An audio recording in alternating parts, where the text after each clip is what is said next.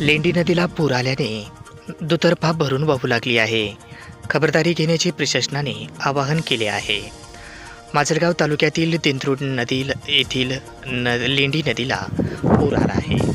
यामुळे सदरील लेंडी नदी ही दुतर्फा भरून वाहत आहे. त्यामुळे नागरिकांनी खबरदारी घ्यावी असे आवाहन करण्यात आले आहे. सदरील नदीला आज मंगळवार दिनांक 11 जून रोजी पूर आला आहे. यामुळे सर्वत्र पूरजन्य परिस्थिती निर्माण झाली आहे. गेल्या काही दिवसापासून बीड जिल्ह्यामध्ये मुसळधार पाऊस हजेरी लावत आहे.